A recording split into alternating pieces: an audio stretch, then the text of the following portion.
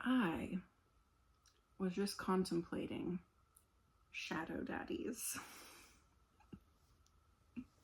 And I wanted to share my thoughts because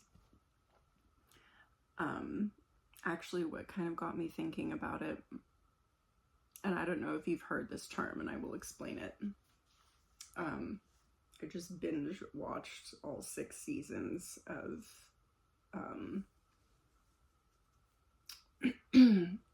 Lucifer on Netflix. And oh my god, what a great show, first of all. So much fun. So insightful, so much more depth than I could have expected. I don't know why I, wouldn't of a show that lasted 6 seasons, but wow. And it occurred to me, like, this character is the ultimate shadow daddy, and that's why people love him and love the show. And there have been a lot of people who have been very into, certain book series lately that have some shadow daddies in them. But they didn't invent the shadow daddy. It's just becoming popularized. So, A Court of Thorns and Roses, that book series, very much has popularized the shadow daddy and the term shadow daddy. So what is it? Well, it's, well, let me describe some of these characters to you. On surface level, they seem like bad boys. They're rebellious, maybe even a little bit immature in some cases, sometimes not. They have a dark, brooding nature, or they kind of don't really seem accessible, or they just plain fuck with people. And usually, the protagonist shadow daddy and the protagonist female have some kind of banter going on, and also a love-hate relationship that's more hate than love at first, and eventually they can't live without each other. And he turns out to be, or become at least, more emotionally mature than anyone. And I find it interesting, not all women are attracted to the shadow daddy archetype. Like when you look at the ACOTAR, A Court of Thorns and Roses kind of world, you have a lot of people that are team Rhysand, he's the ultimate shadow daddy, or team Azrael, who is also a shadow daddy. You also have a lot of people that are team Cassian, and he is not a shadow daddy. He is more of just the archetypal happy male who is, well, not perfectly happy, but he's more healthy, if you will, a little bit more like accessible outwardly. And in fact, he falls for the shadow mommy, really, for this woman that's really damaged, right? So, and that's another one of the kind of aspects of the shadow daddy is he's damaged. And he maybe meets a female who is also damaged and he gets her. So this is kind of where I'm going with this, right? The kind of women who are attracted to this archetype are the ones who typically, who also have been damaged, and maybe who have been, and I'll speak for myself, who have been with males who were damaged, but who damaged them, the female, further. because he did not know how to own his damage, his shadow, and thus caused a lot of pain in the process. So really what a shadow daddy is not somebody who's brooding and this and that exteriorly. It's not really about the exterior at all. It's about somebody who owns his shadow. And he might not at first, and that's usually part of the story arc, right? But at some point along the way, he really gets it and it clicks. And he figures out the emotional maturity needed to own his shadow so that he does not damage her. And typically there's a degree in these stories of chivalry. Okay, so typically these stories involve a man who is damaged, but he already has a degree of respect and chivalry that causes him to really try not to hurt the woman. He usually does hurt her in some way, but not nearly in the same way or as badly as the unconscious male, usually another character in the story or whatever, right? In the case of Lucifer, I mean, he kind of plays both parts, but, you know, there's this one quality that he has throughout it all, which is he never lies to her. And I love that. He never lies to her. He tells her from the beginning that he's the devil, even though she's like, okay, you know, you must be like a method actor or something, right? It's really cute and funny. But he never actually lies. But he does learn that, you know, sometimes withholding information can also hurt.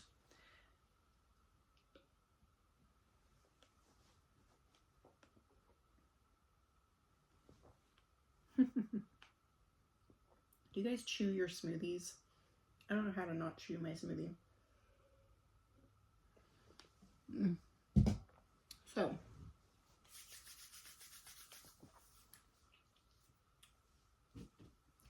having been in a variety of toxic relationships, and a couple that were like minorly, you know, healthy, but had their issues, and my reasons for not remaining.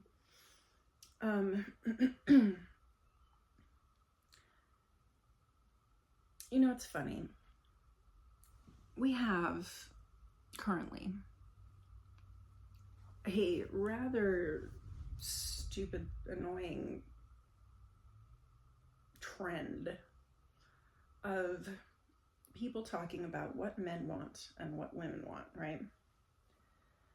And the men are over here, you know, some of them are like, we want a woman who can let us lead and who is a good cook and will clean and will, you know, it's the polarity conversation, right? Women need to be women again. And the women are over here going, we need a man who can actually hold us and be protectors, and all of that's fine and dandy. And the shadow daddy has some of those aspects. And that's part of why he's so attractive. He does, you know, go to hell and back again for her. He does throw himself in front of bullets for her. He does protect her.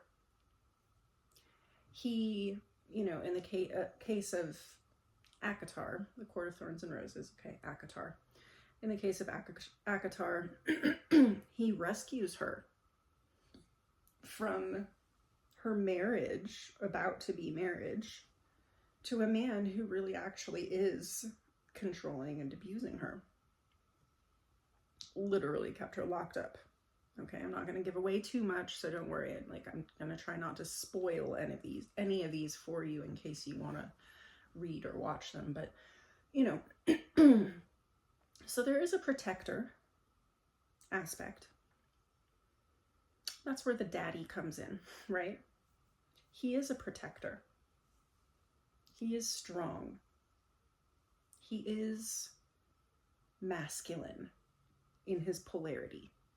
And I don't deny that, you know, many women, not all, but many women who are in a healthy feminine aspect of self, and not all women are womanly, and that's okay.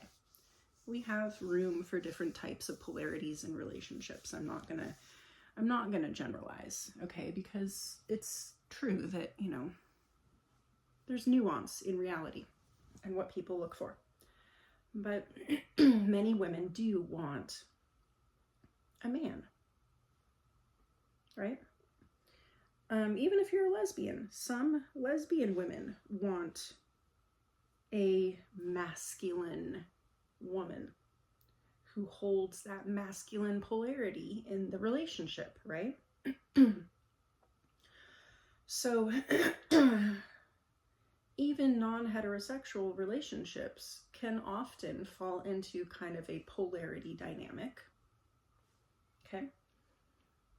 Maybe not always.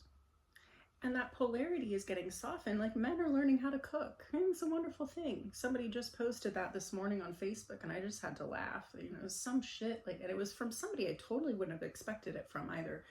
Some shit about, you know, men want a woman who can cook and clean, and, you know, and I'm like,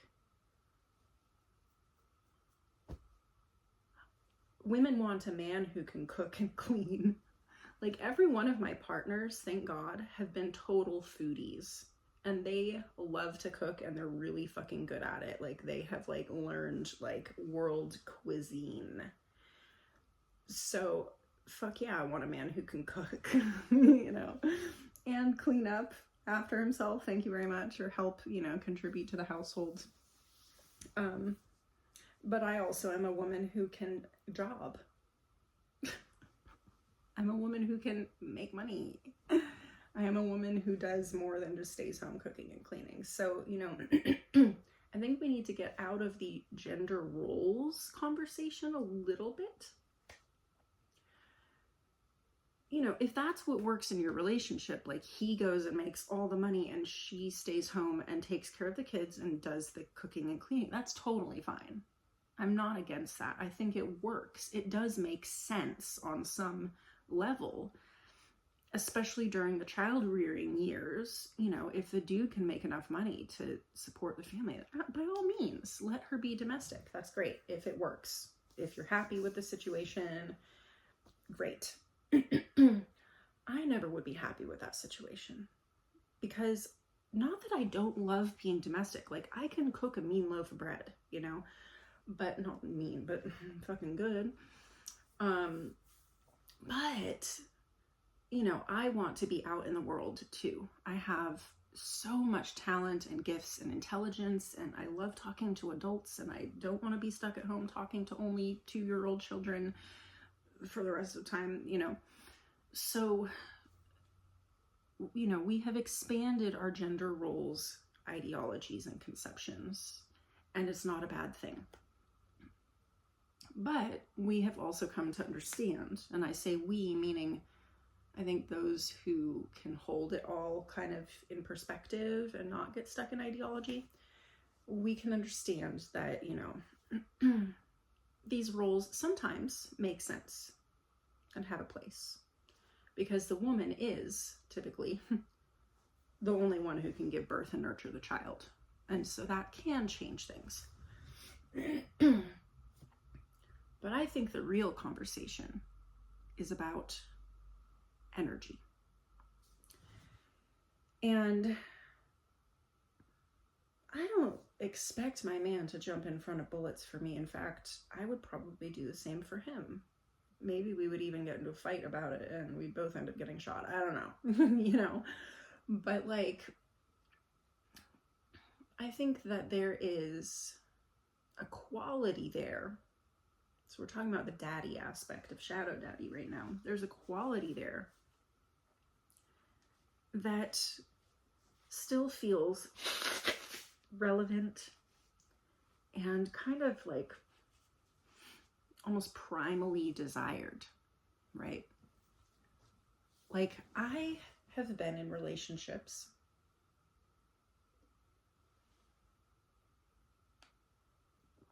where I was not safe.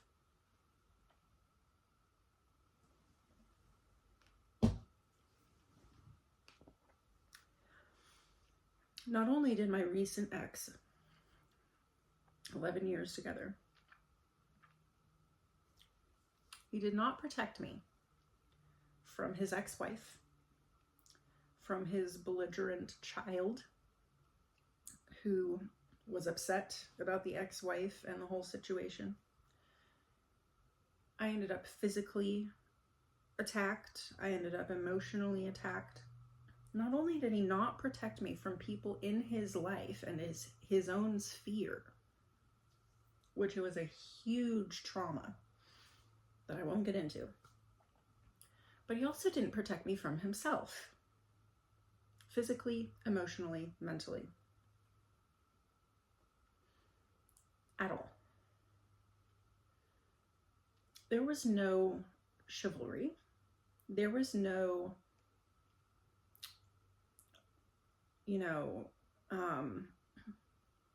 innate protective nature there that said, I do not want this woman to be hurt, so I'm going to figure out what is necessary to keep her safe.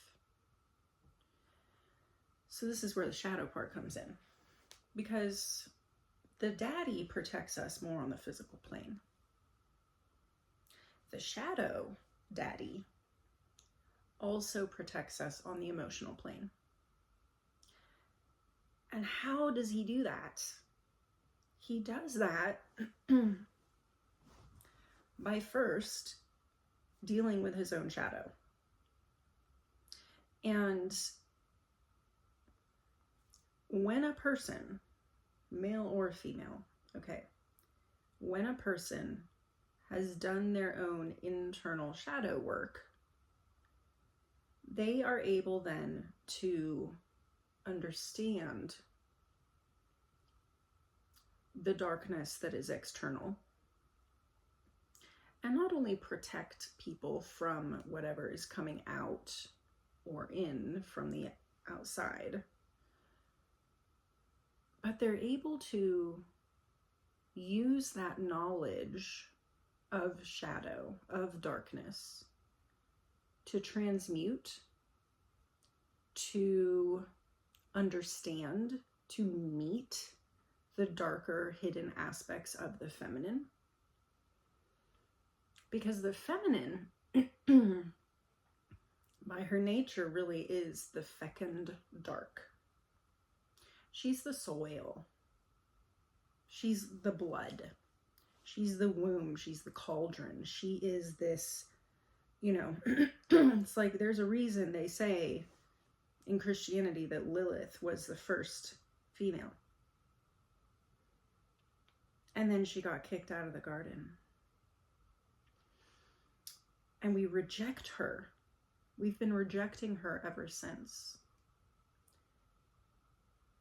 And she comes out in the Lucifer show, okay, a little bit. And I wish they'd gotten more into her story because, oh man, that could have been a whole other spinoff. But that dark feminine is not bad. She's not actually evil, but she is so,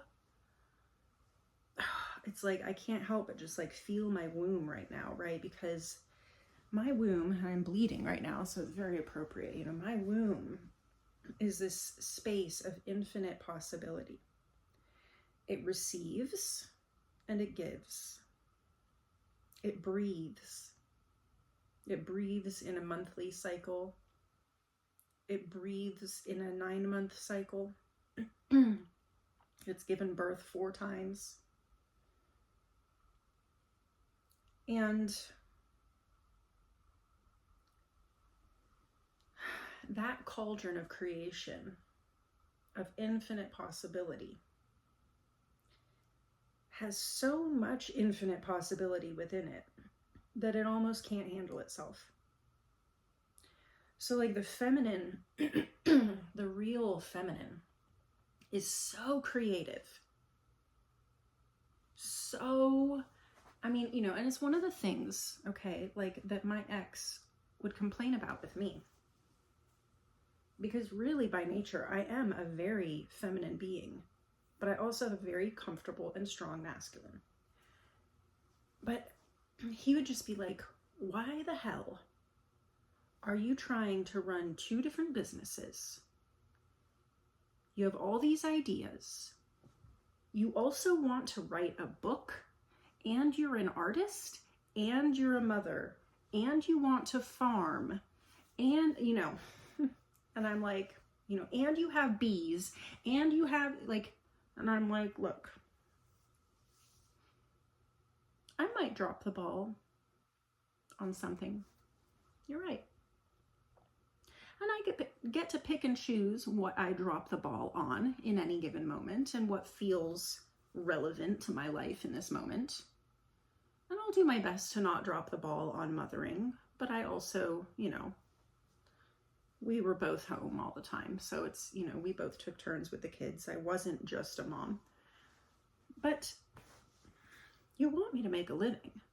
You know, he wanted me to be the one making the money. He didn't want to work.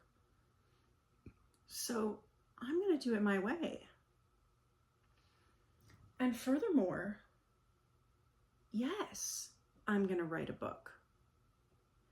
And yes, I'm going to do this side business idea because I think it could have potential. And yes, I'm going to do bees because I love it. And look how much honey we produced this year.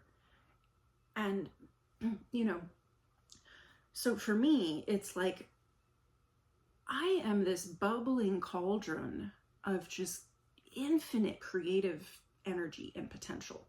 That's just, you know, I probably could get a diagnosis of ADHD too or something, right? Like, you know, I'm one of those people that has like a zillion irons in the fire, and like my new hyperfixation replaces the old one sometimes, and da da da da da.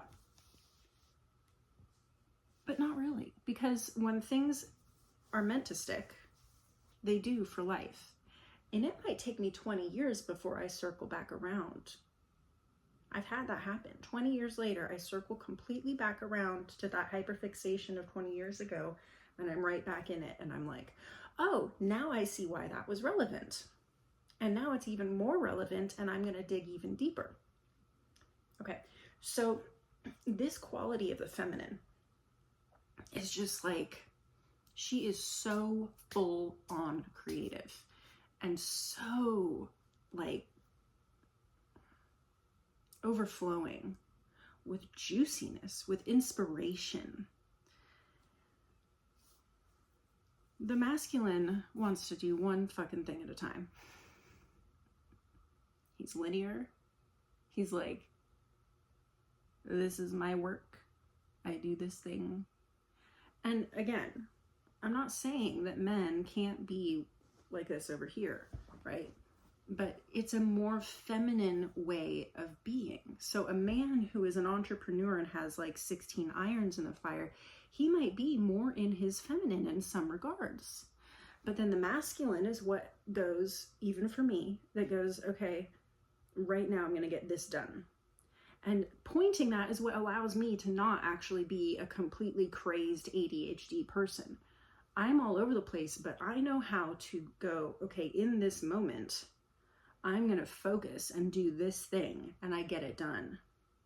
And I do have the wherewithal to stay with something if I know that I'm still inspired, because that feminine has to still be inspired and lit up, or she's like, I don't care how much money I spent on this class, I don't feel like fucking finishing it. You know? And sometimes I do that. And sometimes I'm like kicking myself because I'm like, how much fucking money did you just waste on this class? And now you just aren't going to fucking do it? And come on, where's your wherewithal? And I'm like, yeah, but it ain't the thing, you know? So it's not that I don't have staying power. It's that my feminine has to be juiced up. So where was I going with all this?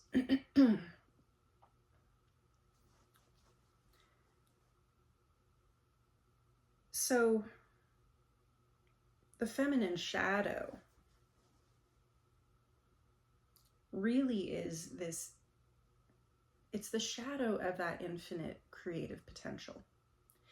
It's like that saying that they have, you know, whatever you give a woman, she's going to multiply and return to you. So if you give her shit, get ready for a boatload of crap. You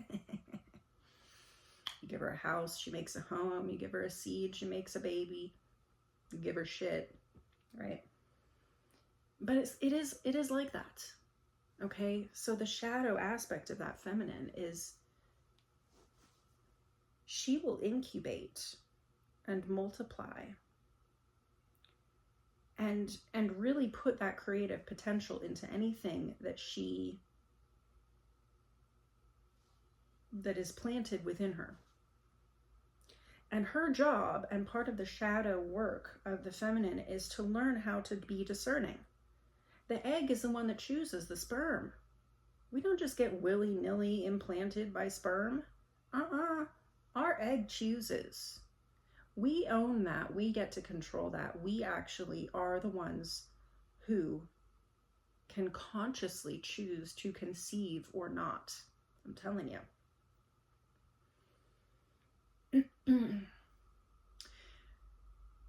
And so we get to choose what kind of keys we allow to unlock us, as well as what kind of jabs we allow to hurt us. And this is true, again, because we all have masculine and feminine within us. This is true of everyone. Your feminine gets to choose, and does choose, whether you like it or not, because it is through the subconscious that we need to bring conscious, that we choose what hurts us. I'll give you a little example. You know, just was thinking about this yesterday. I'm trying to rehome my dog. It is a very big decision. I feel terrible about it, but the situation that I found myself in after my divorce does not allow for this dog to be in my life anymore, and he's not getting his needs met, and I want him to have people who really can give him the best fucking life. And people rehome dogs all the time, and it's sad, and I'm not happy about it, but I'm gonna be so happy for him on the other side of this. And I put a post out there, and I got tons of lovely commentary, and one mean dude who said some yucky things. And at first I was like, ugh, ouch. I hate it when people are so mean. Why is he being so mean to me? And then I sat with it and I said, the reason that this is affecting you is not because he's being mean. It's because on some level you do feel guilty about this. And then I cleared it. Because I realized, you know, what I've known for a long time, which is the only reason anyone can hurt me, especially my feelings, is if some part of me resonates with what they're saying. And so it's my work sometimes to acknowledge, yes, it is horrible to rehome a dog. He is like a baby. You're right. He was part of the family. I feel guilty about that. And I still know that I'm doing the right thing. And that people do this all the time, and it does work out, and it's okay. And I'm going to have an open adoption where I can visit my doggy on occasion and stay in a relationship with him. So you see what I did there? You know, sometimes we have to acknowledge, this hurts because it resonates with me. The part that resonates with me might even be true on some level. What am I going to do with that knowledge? Well, I'm going to accept it first. I'm going to accept that it's true on some level. And then do what I can with it and learn to accept what is. Because sometimes I can't change what is, even if I want to, right? Sometimes we do our best and it's not perfect. And then sometimes it's an acknowledgement of, wow, I really do want to change this, and I could. Wow, you just said something that really fucking hurt, but you know what? or hurt because on some level I know it might be true. And I'm going to tease out from that statement what part of it is true and what part I do have control over and what part I don't. And the part that I don't have control over, I'm just going to mirror back at you and just say, you know, that's not mine. And the part that I do have control over, that's my work. Right? So, and that's the level of discernment, you know, when they talk about, like in Buddhism, right thought. That's right thought. Getting clear with yourself about what is true and what is untrue. What you can have agency over and what you don't. And that brings you back to equanimity. No matter what's going on, no matter what people are saying at you. Because it's not just about growing a thick skin. And the feminine will never, the true feminine in me will never have an infinitely thick skin. If she does, she'll become a fucking masculine. An unhealthy masculine at that. Right? The unhealthy masculine is the one that's like, you know, well, fuck you too, right? Or whatever. Right? So I don't want to be that. I don't want anyone to be that. I don't want men to have to be that, right? But the key to not being that is not in becoming more masculine. It's in actually embracing our feminine nature, who is like, ouch, that hurt. Okay, let me reflect. Why did that hurt? Oh, I see why that hurt. You know, and sometimes it's like, well, that's your stuff, and I'm going to remove myself from this situation.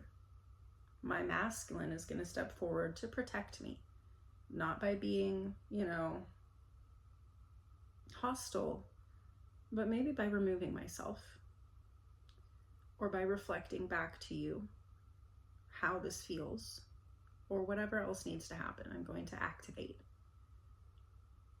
so that my feminine can feel safe. So I keep going on these tangents and I'm trying to bring it back. So this cauldron of creation that the feminine contains has an infinite soft belly. She is literally the soft belly. Like my belly right now, that is still soft after having babies. And it's this infinite creative potential that really does have the capacity to transmute and return anything with love. So the shadow daddy, you know, the shadow aspect, he actually knows that his woman can protect herself. You know, there's a quality like in these shows and books, right, of this shadow daddy actually comes to a woman who really is quite fucking badass on herself, on her own. You know, she can take care of herself. But there are moments where she's so vulnerable, where life has beaten her down so much that he needs to come in and remind her of who she is. And that she does let herself be vulnerable to him. You know, because we all have those moments. The feminine within us all has those moments. And then there are moments in the show or the book or whatever where he is beaten down and vulnerable, and she reminds him who he is, because his own feminine is in crisis. And sometimes it's very outward, right? It's like she's in jail getting tortured or whatever, right? And, you know, there's these really wild, intense, you know, scenes that get played out in these books or whatever, where it's very like, you know, there's no helping it. She is completely fucked over and he has to rescue her. Or, you know, like with Rhysand, well, I told you I wouldn't spoil things. Okay, but like where there's a rescue of spirit, not just physically, right? There's a rescue that happens emotionally, where these men help you to heal on a deep level. But why is he able to do that? It's because he's already gone deep into his own darkness. And through his own process of going into his own depths, plumbing his own depths, his own creative potential, as well as the destruction that that creative potential can reign when it is left unchecked, right? The being, and I'm going to get out of the male-female dialogue because really it is in all of us. The being, the person who can understand how destructive that creative potential can be. Like, I have the ability to create something that can destroy the world. Like an atomic bomb, not that I know how, but you know, humanity, right? We have the ability to create something that can destroy. So the ultimate creative potential also has the ability to destroy. That's the paradox of it all. I could create a child, I could give birth to a child that ends up becoming the next Hitler, even if I love it and nurture it. You know, I don't know. They could just be born a sociopath. What do I know, right? So I don't have control over my creations even. I might set something into motion that I don't even realize later down the road has a destructive end. But I don't stop creating. I don't stop trying just because I'm like worried that it's not going to work out. I mean, I'm not worried about creating an atomic bomb. I'm not really worried about creating Hitler either, but I'm just saying, right? Like, creation sometimes wields destruction. And knowing that my masculine power has the ability to destroy is a huge gift. The knowing of my capacity to destroy. Knowing my capacity to hurt others. Like the devil himself, like Lucifer Morningstar, right?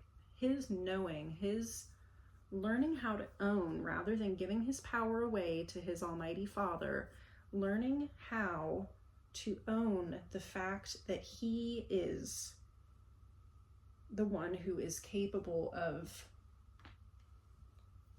turning into the devil and torturing damned souls is the key to his liberation. And we have each within us this same dark Lilith or Lucifer archetype that really is the light bringer, right? But the light bringer is not able to bring the light until they truly understand the shadow. And the more that we are truly in alignment with our own shadow and our own capacity for destruction, the more likely we are going to bring something positive to the world. So, you know, women are attracted to this archetype because we are so tired of the unconscious masculine. And ironically, we cannot draw to ourselves a conscious masculine until we ourselves are conscious. Because what we really crave is a man who is still deliciously masculine, powerful, protector, you know, but who has a strong handle on his own subconscious, his own feminine, his own dark Lilith, his own Lucifer, right? His own creative potential. And who knows how to channel that constructively. So the only way to attract a male that has that is to also be a female who has that. A female who knows, for the most part, how to protect herself, but also acknowledges that she might not be as strong as some men, but who also knows how to dance with her own shadow.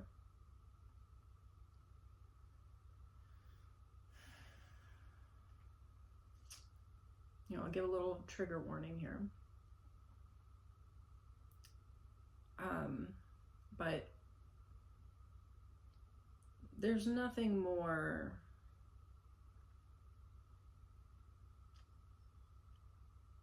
disempowering than that moment when you realize that there is a man capable of physically or sexually overpowering you, right? There are moments as a woman and even as a man, right, where you may find that you are overpowered by some other force. It's beyond humbling. It's terrifying. And so our own inner masculine may not always be enough. There will always be something bigger than it. I don't care how strong you are, there will always be something that can destroy you. Death itself, right? And so death itself is the ultimate killer of the masculine within us all. The bomb, the car wreck, the heart attack, doesn't matter. There will always be something that is more powerful than even the most powerful of men. And so death itself is actually the ultimate weapon of feminization.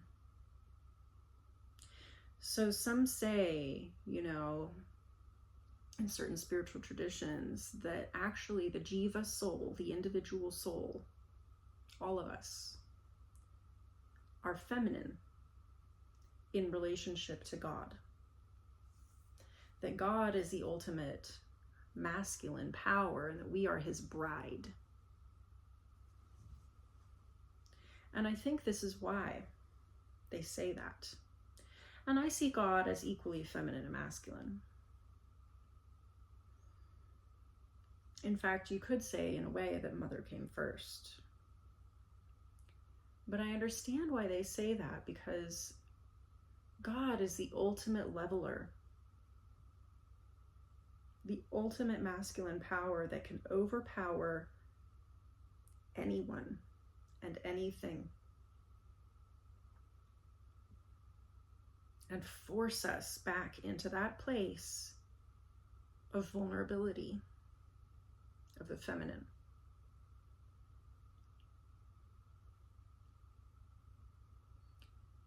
So really, the shadow daddy is the one who has grappled with death and come to terms with it, who have come to terms with their own vulnerability in the face of the Almighty, of the eternal.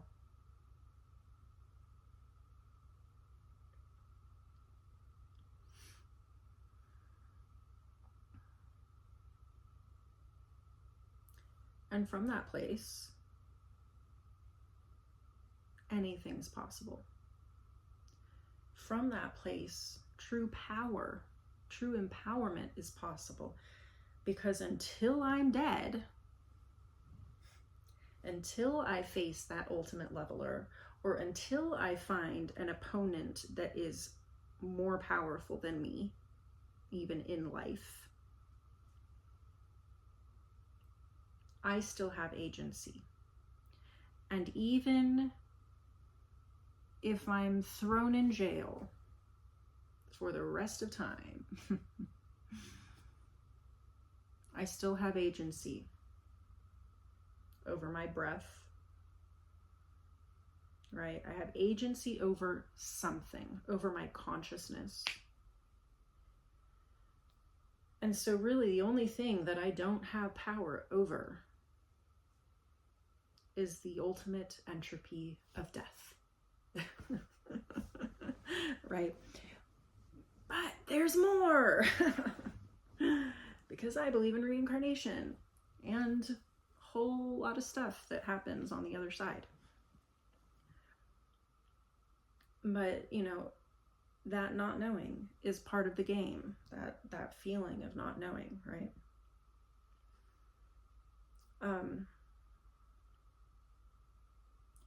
Anyway, I went on a lot of tangents today, you know, but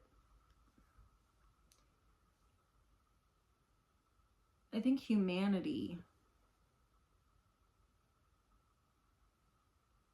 really wants right now to become the shadow daddies and the shadow mommies. You know, I could have a whole other talk about what a shadow mommy could look like. I mean, really. I've been deeply transmuting internally. And part of that for me has been learning the art of divine motherly forgiveness for the most grievous of offenses. And yet, choosing to forgive anyway. And to be in a place of love, of, you know, unconditional love. While also choosing my agency, right, to protect myself, to separate myself physically from people who just won't stop doing harmful things. Because that's part of right action and right thought, is like, you get to a point where you're like, okay, I acknowledge that the reason that this person's actions hurt me has in some part to do with my own internal dialogue with self. And I also choose to acknowledge that certain aspects of this person's activities are harmful and are not creating the environment that I want to live in. There's just too much strife. Even if I remove myself from the strife, this person has too much strife following them around, right? And so I choose to remove myself from the equation, while still understanding that this is part of this person's growth cycle. And that the best thing I can do now to be part of their growth arc is to continue to love them unconditionally. But perhaps from a distance, perhaps in a different form of relationship or relating. Like now I have to co-parent, right? But I can choose how I want to do that because I have agency over my life. I don't have to choose to stay in something that's toxic just because I'm trying to learn how to be unconditionally loving. That doesn't make sense. That's an unnecessary level. Unless you want to. You know, you can choose to stay the course and hope that a person learns through the process of relating to you over 40 years' time, right? But oftentimes, what I have realized is that sometimes we do a disservice to people by staying because they think that that means that their behavior is okay, right? And we grow a thicker and thicker skin, but it doesn't change the harmful nature of their behavior, you know? So sometimes the best thing we can do, the most loving thing we can do, is to remove ourselves so that a person has to learn a new way of relating, right? Like, you don't get rewarded with my presence by relating to me in this way. So, you know, clarity of understanding is like really the first step to being a shadow daddy or shadow mommy. And how do we get that clarity of understanding, that right thought, right? Part of it is through honing our discernment, which is a very masculine energy. Thought, right? Correct thought.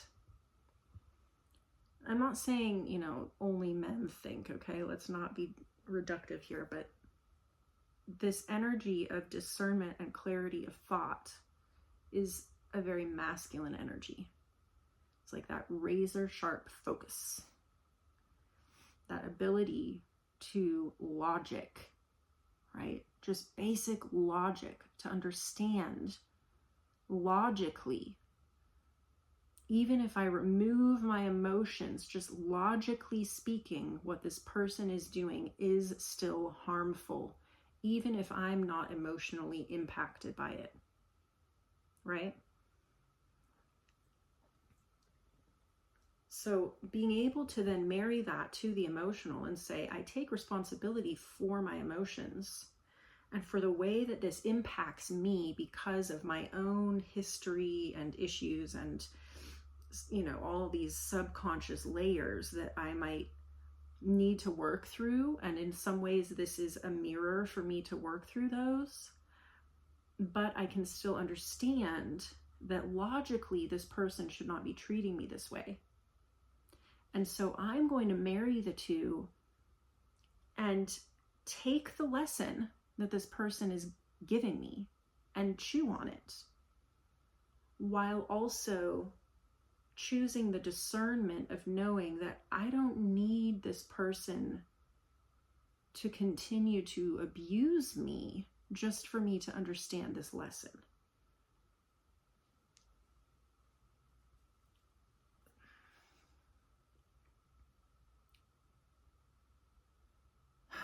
And that discernment and that right thought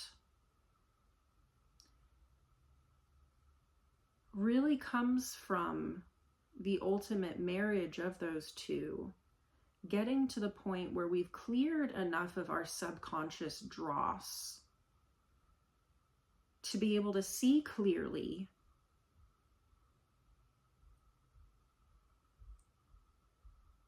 and where that comes from is the shadow work.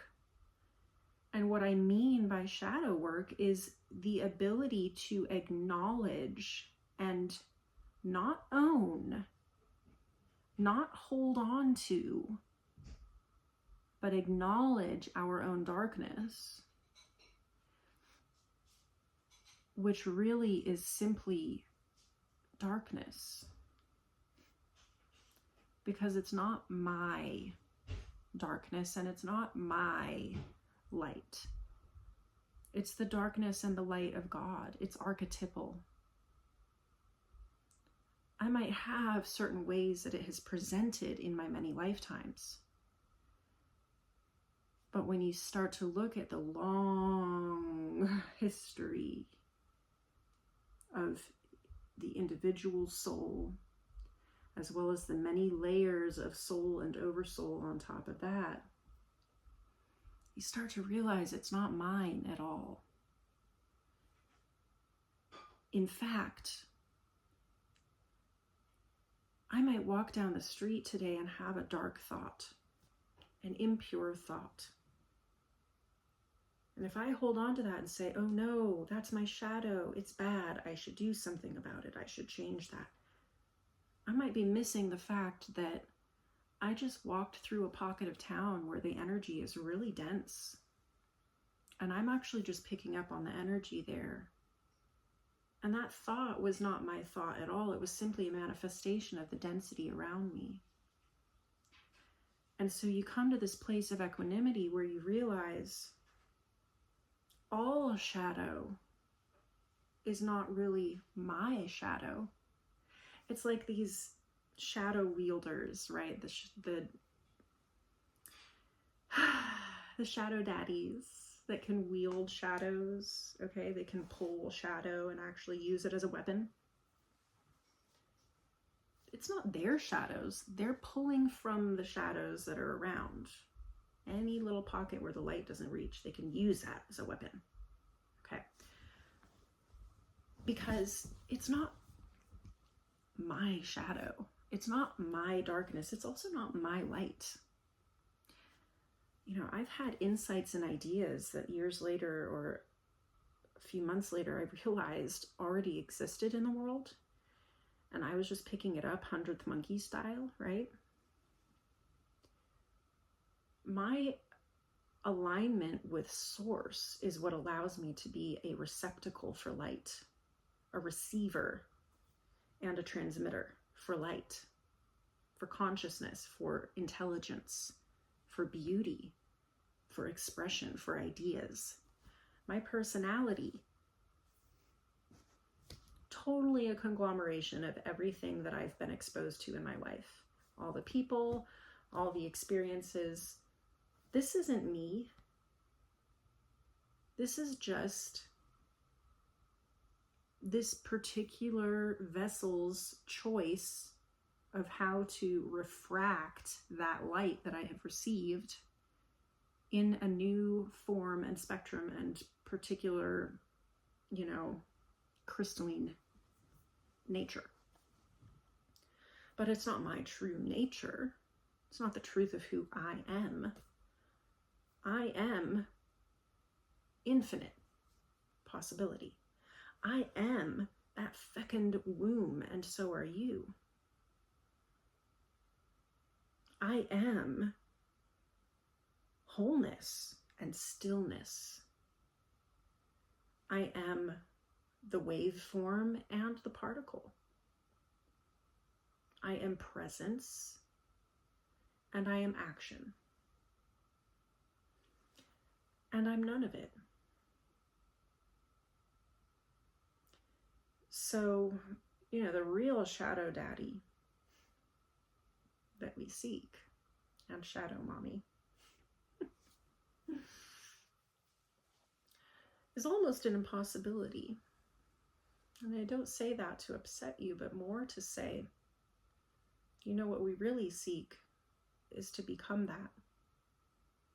Because what we really seek is a level and quality of consciousness and being that is at peace. We seek enlightenment, and we seek other enlightened souls to guide us on our path. I mean, to me, the ultimate shadow daddy is the guru. If you're lucky enough to find one, a real enlightened guru in this world who has the capacity to be a polished mirror for you, that does not just keep throwing back distorted images for you to try to muddle through, but who can clearly pierce the veil and say, this is what's you. This is what you've been conditioned to believe is you. You know, it's such a gift to find anyone in this world who is even somewhat polished, who can even somewhat help us grow, right? And it's such a gift, you know, even if you find a partner who is not perfect and who is not a guru, but who is polished enough, who is comfortable with their own shadow enough that they can help you grow. And you can grow together, right? But like, you know, with Lucifer, all right, spoiler alert, if you haven't seen it, don't listen to this part. But in the end, he almost becomes God. He thinks he's going to. And I think he actually could have made a decent God. I do. But it wasn't his calling. And he realized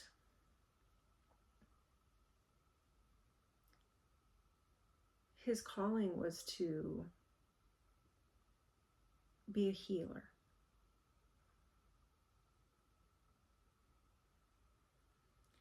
But it's like, he's the ultimate shadow daddy who really had completely transmuted his shadow into the most brilliant light, such that he did become a god in his own right. He became a whole soul who then could help other souls to find wholeness again. And that is the ultimate goal of humanity, of any of us, to become a whole soul. So, I didn't realize I had so much to say about that. I probably could keep going and going, but that feels like a complete thought for the most part.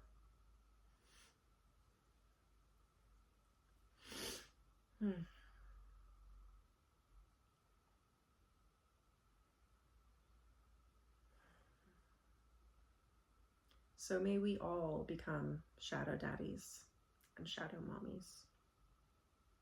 And may we all be them for each other. You know, if you want that in your life, may you find it. You know, we deserve good relations. We do. There's no reason not to call that to yourself. Even if it's imperfect, human love. But always striving to integrate deeper and deeper aspects of self. And the feminine and masculine qualities within self, right? That integration in the heart.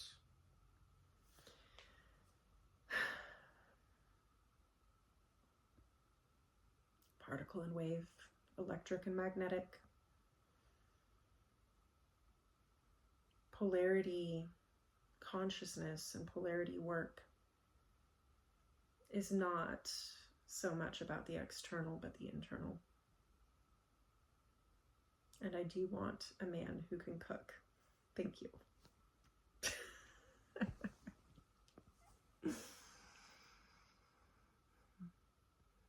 May you all have a wonderful and blessed day, and contemplate throughout your week the innate truth that your infinite potential, your infinite creative potential, is contained within the heart womb space of your deepest and darkest shadow aspects. The shadow of your desires, the shadow of your attachments,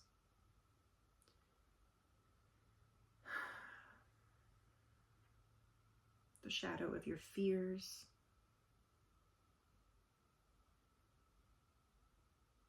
the shadow of your pain and traumas. And that facing them head on, not simply trying to create the conditions in life where you do not have to face anything that you fear, not simply shying away from the things that feel too much, but rather learning how to be with them and transmute them, and create distance when needed, and use right thought and discernment to find your way on the middle path. Okay? Like the flame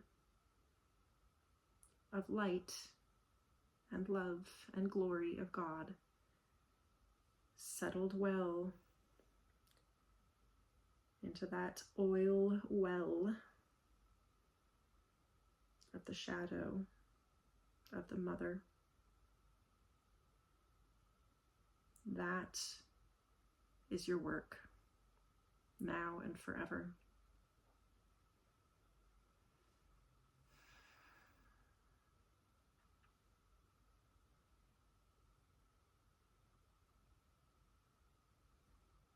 Till next time.